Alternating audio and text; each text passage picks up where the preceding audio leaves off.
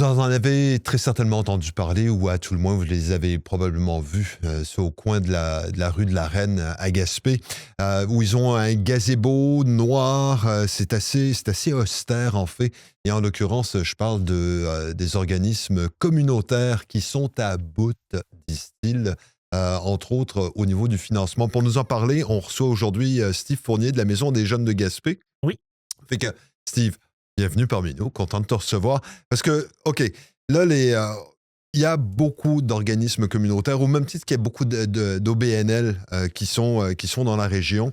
C'est un, comment dirais-je, c'est des services quasi essentiels. Euh, quand on parle justement d'organismes communautaires, je parle en l'occurrence quoi, Accueil Blanche Goulet, Centre d'action bénévole, EDEL, Maison de la famille, Association des personnes handicapées, Maison des jeunes aussi. Vous êtes partout. Et juste pour essayer de situer un petit peu justement, là, c'est le rôle des organismes communautaires. On entend tous parler, mais on n'est jamais tout à fait conscient du rôle absolument essentiel qu'ils ont dans l'ensemble de notre société. ben, de un, les organismes communautaires sont des organisations à but non lucratif. Donc, le rôle, c'est de supporter sa population, ses membres et sa communauté. C'est un peu de faire le tissu social de notre communauté et son filet social pour récupérer qui tombe entre les cracks, parce que généralement, ça retombe dans nos bureaux, ça vient nous voir et on est là pour aussi défendre leurs droits, on est là pour éduquer la population sur leur réalité, mais aussi porter la voix des personnes les plus vulnérables de notre communauté à l'intérieur des milieux de décision, dans les différentes sphères politiques, mais on est là aussi pour éduquer la population à valoriser ces personnes vulnérables. Fait que vous avez un rôle au niveau de l'action, mais également de la représentation. Et ça, puis là, je veux pas critiquer personne non plus, là. C'est le sentiment que j'ai quand j'entends parler d'organismes communautaires, c'est que vous êtes le filet du filet.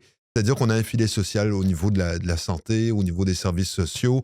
C'est des organismes gouvernementaux qui sont très structurés, qui font. Bon, le personnel là-dedans fait tout son possible, les fonctionnaires font tout leur possible et tout. N'en demeure pas moins que c'est des passoires.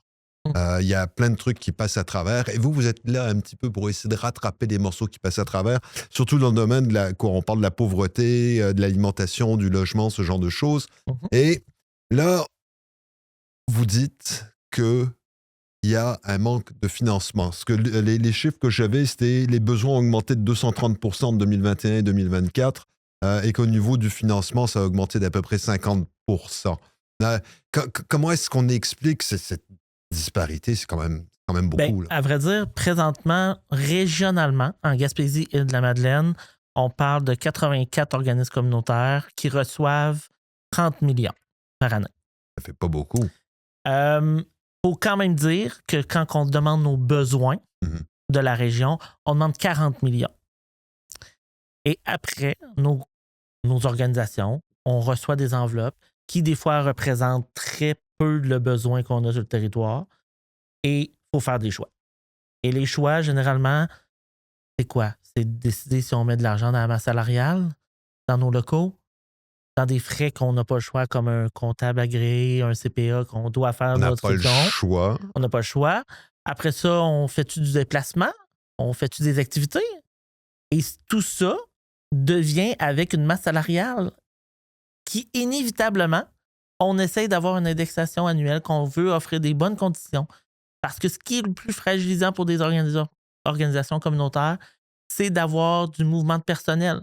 La clientèle a besoin continuellement de s'adapter et si on veut créer de la rétention dans nos organisations, il faut offrir des bonnes conditions de travail. Et pour ça, c'est avec du financement. Présentement, on doit choisir entre offrir des bonnes conditions de travail pour nos employés pour les garder ou offrir des services. Mais nos membres, notre communauté a besoin de ces services. Et c'est une dualité très difficile pour nos organisations de faire ces choix-là. Et nos conseils d'administration, toutes bénévoles, sont essentiels dans cette prise de décision-là parce qu'on est autonome. On peut prendre les décisions qu'on veut. C'est ça, puis ça, c'est une des beautés justement du communautaire, c'est votre capacité de réaction aux situations. Et c'est là où justement vous êtes autonome, c'est que vous êtes en mesure de décider, bon, là, il faut agir à tel endroit ou à tel autre. Et souvent, vous réagissez dans les jours qui suivent l'identification du problème. Tout à fait. Cette agilité-là, on l'a dans le communautaire. Cette autonomie, ce mouvement de réaction, c'est notre autonomie qui nous le permet. Et Mhm. ça, c'est essentiel qu'on le garde dans la région. C'est essentiel que nos organisations soient autonomes dans ces décisions et que le gouvernement n'a pas à nous dicter notre mode de conduite et nos C'est relations. ça, parce que le gouvernement, très souvent, là, on se rend compte, pour avoir tricoté dans cet univers-là, n'est-ce pas? Je réalise ça, qu'entre le moment où on identifie un problème sur le terrain et le moment où la demande se rend dans un ministère qui est analysé, les délais sont ridicules dans bien des cas. C'est pas de la mauvaise volonté de leur part, mais ils sont obligés de suivre des processus, Oui. des procédures et ainsi de suite. Donc, ça peut être extrêmement long et c'est là où vous intervenez. Puis, veux pas, c'est ça qu'on dit aussi cette semaine, pendant les 2 semaines de grève, c'est de dire, hey, imaginez ce qu'on fait avec notre financement actuel, imaginez qu'est-ce qu'on pourrait faire avec plus. Imaginez comment on pourrait faire de choses et à la place de chercher du financement, un souper spaghetti, une reddition de compte, une demande de dépôt de projet, si je pouvais, à la limite, s'occuper de notre monde sur le terrain et ne pas être obligé de continuellement aller gratter des fonds de tiroir, faire une demande de commandite pour un 25-100$ à 8 fois, 10 fois, 20, une cent mille fois dans l'année. Mhm. Ça nous demande du temps. Ça, c'est sans compter les redditions de comptes aux fonctionnaires pour toutes sortes de raisons. Puis tu vois, je suis tombé justement sur une offre d'emploi. Puis j'aime bien comment dirais-je, votre plan de communication. Vos actions de communication sont vraiment intéressantes parce qu'on a vraiment le sentiment qu'il y a urgence et vous êtes capable d'aller chercher de la visibilité. Voilà, l'offre d'emploi, c'était héros, héroïne du communautaire, à bout mais dévoué. Description du poste, nous recherchons une personne polyvalente, résiliente et légèrement épuisée pour combler un poste crucial au sein de notre organisme. Le ou la titulaire devra compenser à elle seule des décennies de sous-financement structurel tout en gardant le sourire.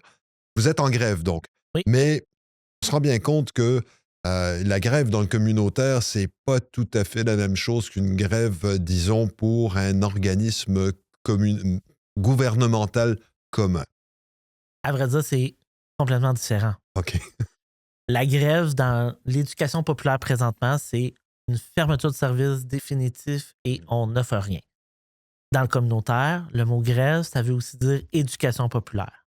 Présentement, dans nos missions, on a une éducation populaire à faire et de la représentation de notre mobilisation. Et ça, c'est ce qu'on fait cette semaine. À la limite, il est intéressant de se mobiliser. Il est intéressant de montrer à la population comme quoi qu'on est essentiel. Et des fois, c'est en fermant certains services qu'on le montre à quel point qu'on est important dans la société. Mais on comprend bien que même si des organismes voudraient fermer, et quand ils font du logement, comme tu parlais de l'EDEL, tu parlais de l'accueil Blanche-Goulet, Tu peux des pas fermer services ça, là. sont difficiles à fermer parce que c'est la vulnérabilité qui est en jeu. Et ça, on le comprend. Et c'est pour ça que chaque CA est autonome dans la décision du mandat de grève. Mhm. Certains ont décidé 1 semaine, d'autres ont décidé 2 semaines, d'autres ont décidé de ne pas fermer complètement les services, partiellement les services. Et c'est là qu'on montre notre couleur comme communautaire.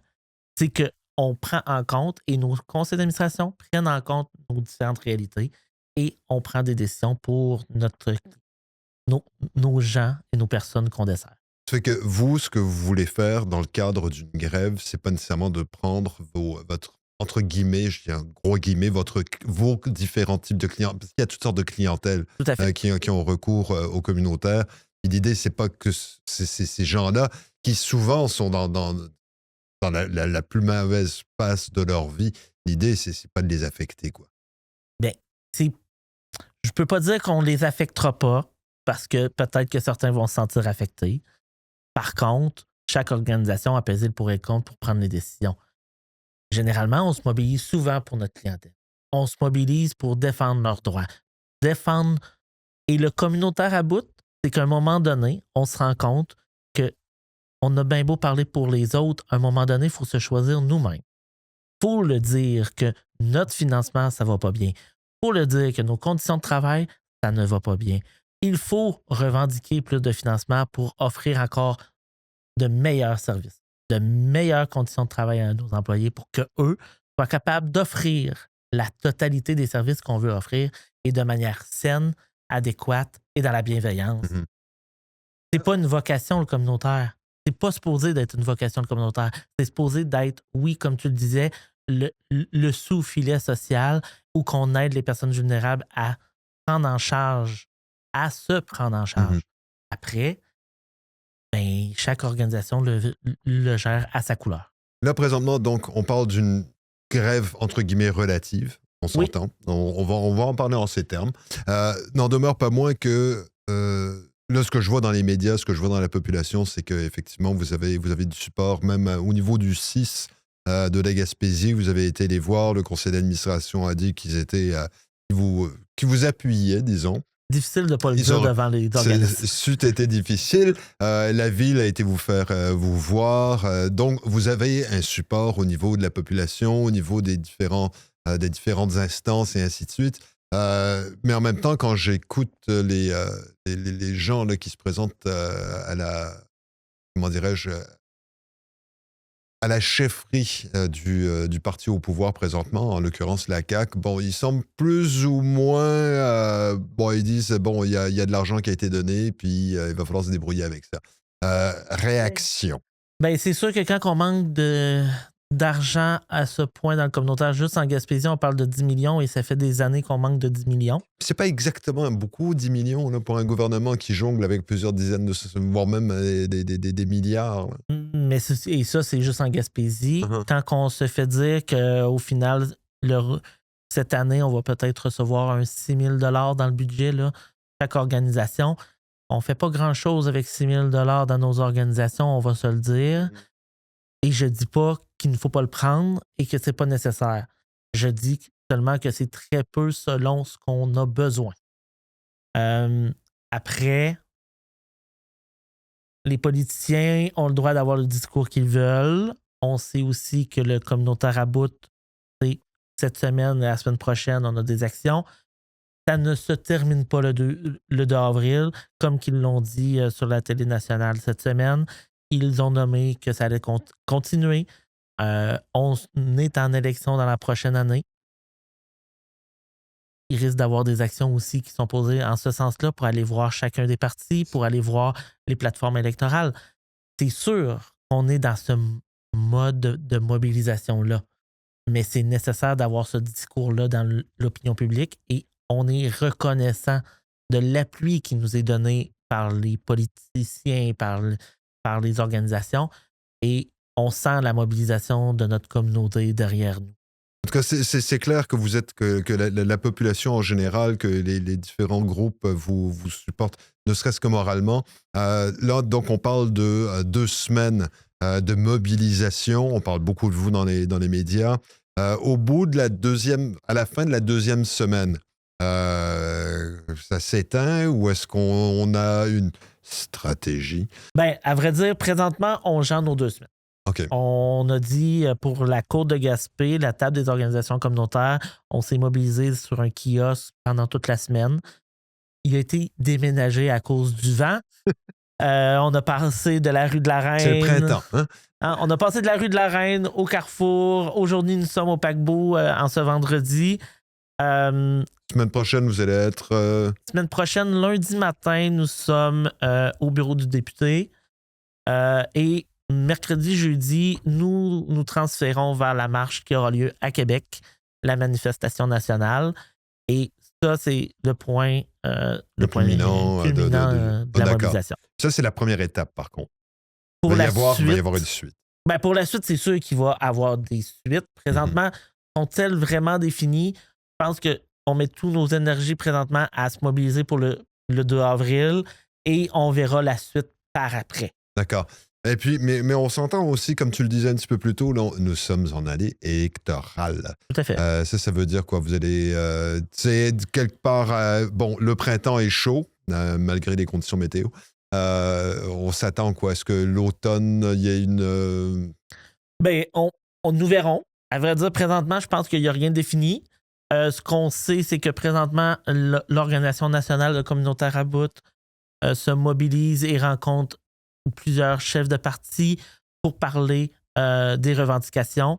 Et ce sont 5 revendications. C'est d'augmenter l'argent dans nos organisations pour payer de meilleures conditions de travail pour nos employés, de garder notre autonomie de gestion et de s'assurer d'investir dans le modèle communautaire le plan national pour s'assurer sa survie et notre autonomie en tant qu'organisation. Et c'est ça qu'on demande. Après, les actions qui auront lieu par la suite, on le sait. Présentement, on ne le sait pas parce que il n'y a pas de plan qui a été encore élaboré, mais on sait qu'on n'est pas plus à bout à partir du 2 avril. D'accord. T'sais, notre mobilisation puis notre État, il est encore à se mobiliser parce qu'on trouve important de dire à tout le monde qu'on manque de financement. Et ce financement-là, il est important pour notre communauté. Ben, il est important pour la société en général. Tout à fait. D'accord. Ben Steve, merci beaucoup. On va surveiller ce que vous allez faire pour la suite des choses parce que j'ai le sentiment qu'effectivement, actuellement, il y a un frémissement dans la population, qu'il y a une oreille attentive et que vous allez probablement être en mesure de pouvoir faire davantage de pression à partir du moment où on sera dans la perspective d'élection. Je suis convaincu que vous allez avoir une oreille plus qu'attentive. À partir du moment où vous représentez les jeunes, les adultes, les aînés, tout le monde y passe. Normalement, toute la communauté y passe quand on parle d'organisation communautaire. Et c'est ça qui est important de garder pour la survie de nos communautés. Ah tiens, dernière question, excuse-moi. Nous, comme population, puis là, c'est question champ gauche, n'est-ce pas? Nous, dans la population, comment est-ce qu'on fait pour vous aider? On écrit à notre député, on se met une pancarte, quoi? Vous pouvez venir nous trouver le 30 lundi, je me souviens plus de la date, le 30 mars au matin au bureau de notre député où on sera présent. Vous pouvez venir avec nous. Vous pouvez appeler votre député pour poser des questions, pour savoir pourquoi nous manquons tant d'argent et que c'est important pour vous, ou écrire à votre député. C'est plus que nécessaire de faire porter votre voix aussi lors de cette mobilisation. Il est à Québec, c'est quel jour? Le 2 avril. 2 avril, ce qui fait que si on a un petit trou dans l'horaire comme ça, on va faire un tour à Québec puis on va marcher avec vous. Bien sûr, vous serez les bienvenus. Ça marche, merci Steve. Puis bonne suite, on va continuer de vous surveiller. Bon, mais merci beaucoup. Steve Fournier, donc de la Maison des Jeunes de Gaspé. On n'a pas, on les prend vraiment, mais pour acquis. Et ça, c'est un des problèmes qu'on a dans notre société, que ce soit les OBNL, que ce soit les gens dans le communautaire. Ils font un travail absolument colossal, mais dans l'ombre. Fait que ce qu'on vous suggère, ben oui, un petit coup de fil au député, ou encore, si vous n'avez rien à faire de mieux, allez faire un tour à Québec, allez voir, allez manifester, une pancarte, quelque chose. Fait que quoi qu'il en soit, le printemps est chaud, l'automne risque d'être venteux.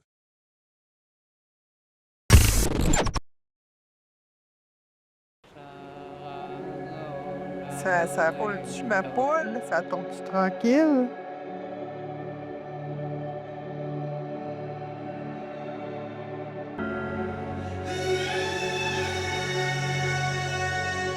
C'est gigantesque comme pas. Le plus grand projet hydroélectrique au monde à l'époque. L'objectif, c'était de traverser le Québec du point le plus au sud jusqu'au point le plus au nord.